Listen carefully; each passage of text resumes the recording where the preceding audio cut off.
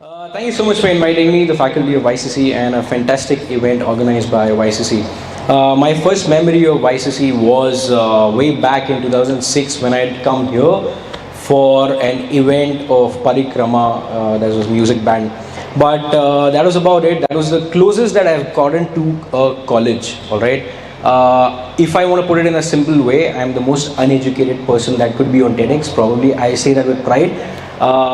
Because I did not complete my CA, I have not graduated, but still I am doing something in life. So my talk entirely is going to be about that your education and your passion could be two different things altogether. I've never been a bright student, bookish, but street smart wise, probably yes. If I want to rate myself in street smartness, I would give myself probably 8 on 10. If I want to give myself some scoring on education, I would probably give 1 out of 100. That was exactly what I scored in mathematics in 12th. So if anybody had scored lower, we got a good deal going on.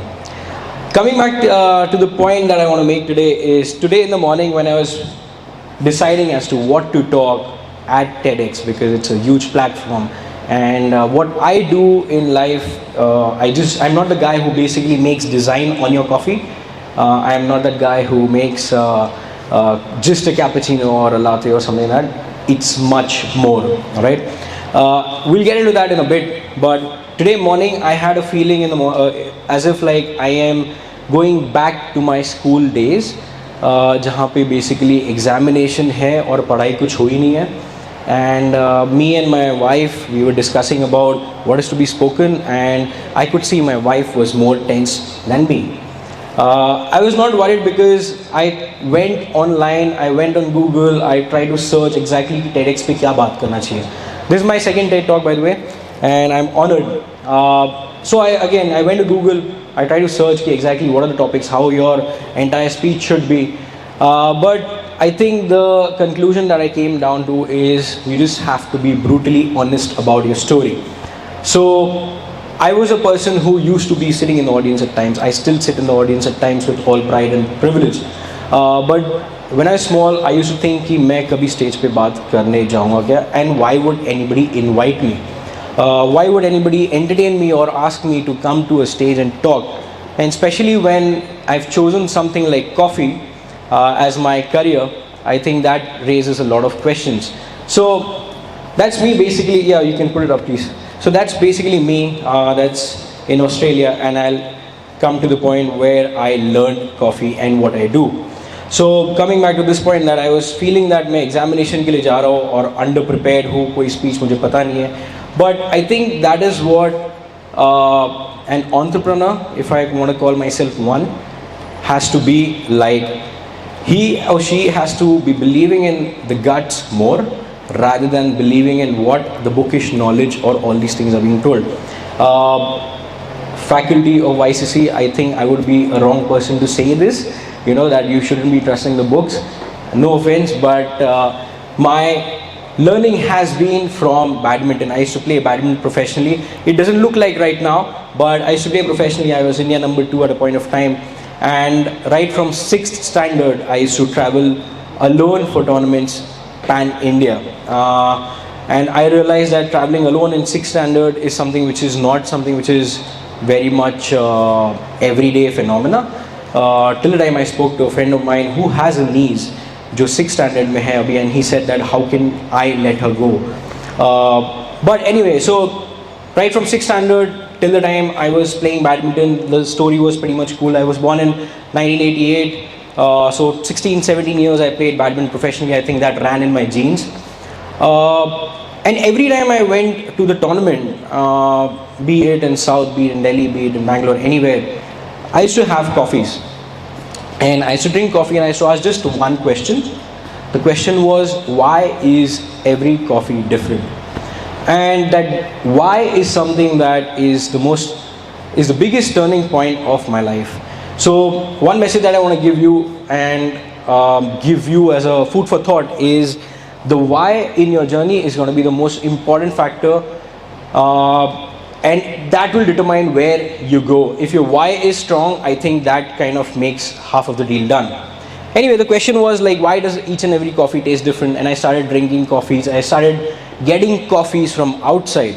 My friends used to travel from outside. मैं बाहर से coffee order करता था. I used to make coffees. My dad sitting over here, I used to make coffees for him, and he used to call it a heart attack coffee because it used to be super black, bitter, and bad. I used to like that coffee, but just a while before, somebody spoke about connecting the dots. That was 2006, 2007 when I was drinking coffees and I was making coffee. I was asking the question, why does it change? Why does it taste different? But I never knew that there would be a career path in coffee. I never knew that there would be an opportunity in coffee. Now, I'll break the story over here and I'll tell you exactly what I do.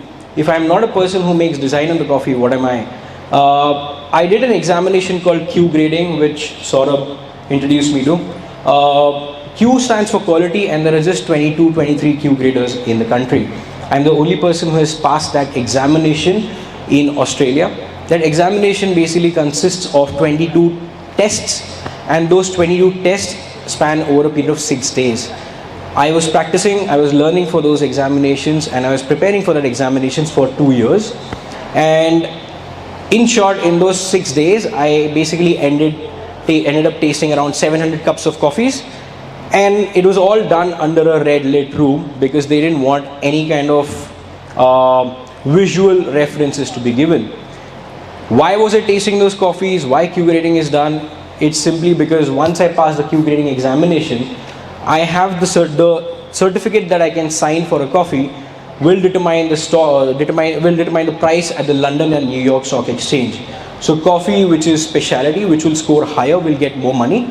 I won't get that money, but the coffee will get the money. But coffees which will score lower will get lesser amount of money. So coffee is traded in the London and New York Stock Exchange, and coffee is the second highest traded commodity in the world.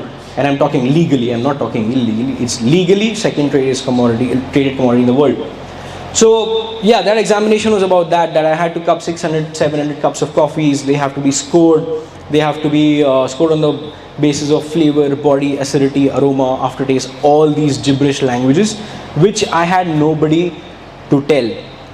So my struggle started from basically, how do I get into it? How do I become a Q grader? And then comes, how do I start my own coffee brand in a city where basically there was not much acceptance apart from tea, alright? Now, passing that examination is one thing, learning for that examination is another.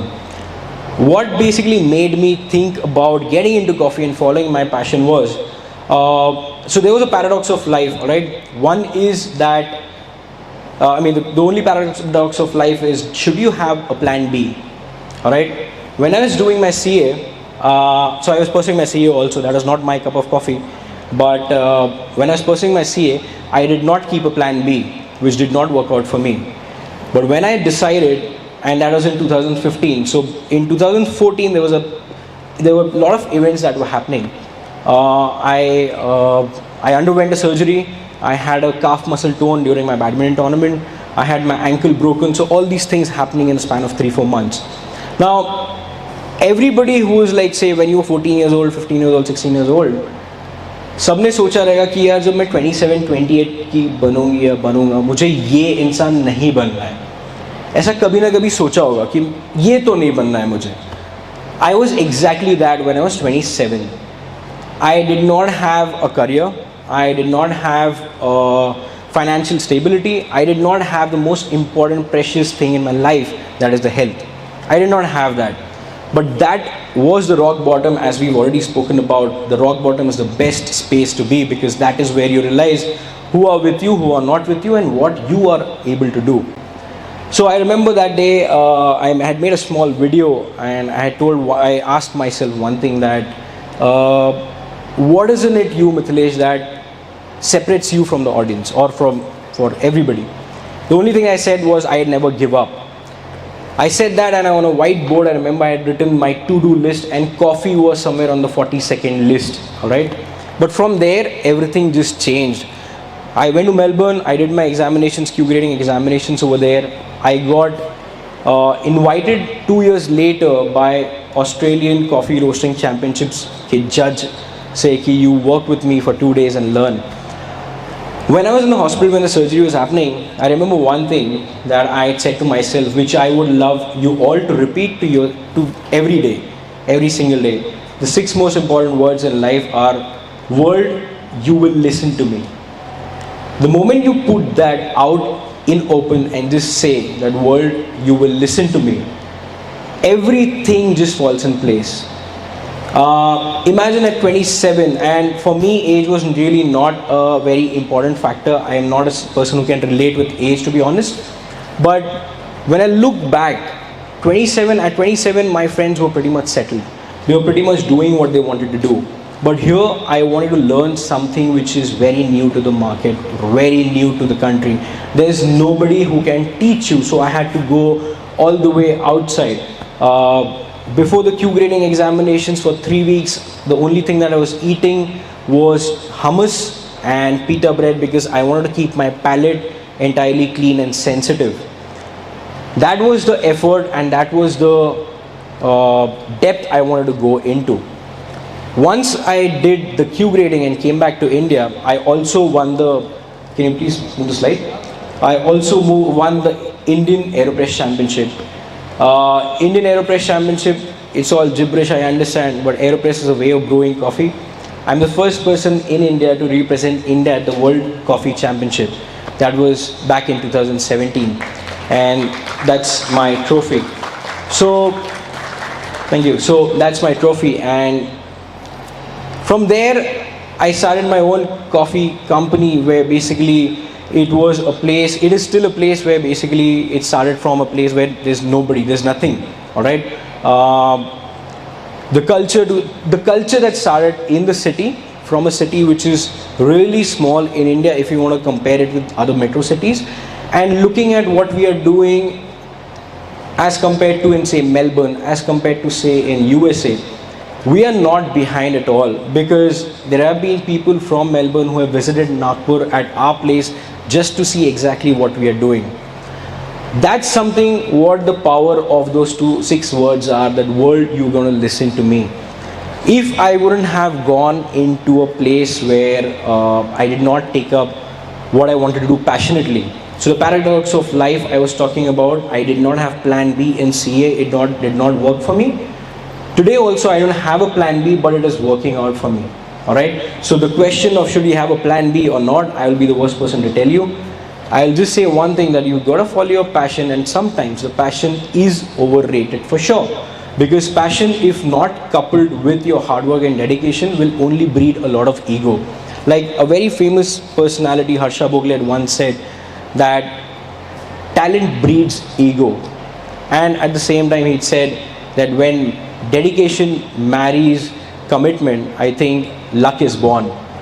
So that is what it takes for you to. So if anybody is planning to make career choice which is not something you regularly face, you can just, besides you, just around you, you can see like 10-20 objects, right? It could be a nail, it could be a plastic thing. Somebody has made that.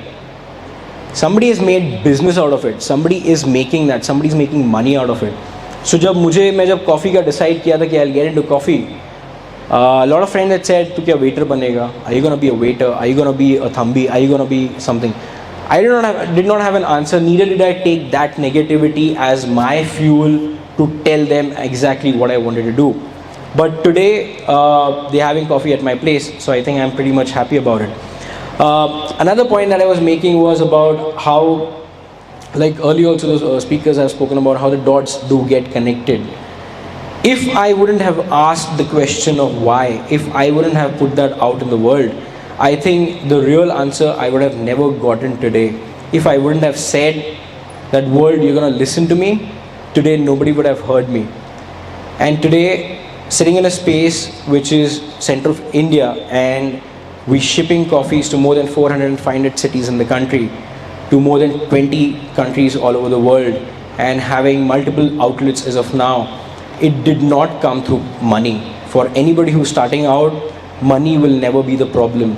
It is not going to be the bottleneck. The bottleneck is going to be how passionate are you each and every single day, and how dedicatedly can you work each and every single day. So the only thing I would like you guys to take away from this is that the moment you put out the world, you're gonna listen to me, everything just gonna fall in place. So thank you so much for the opportunity, and please enjoy it.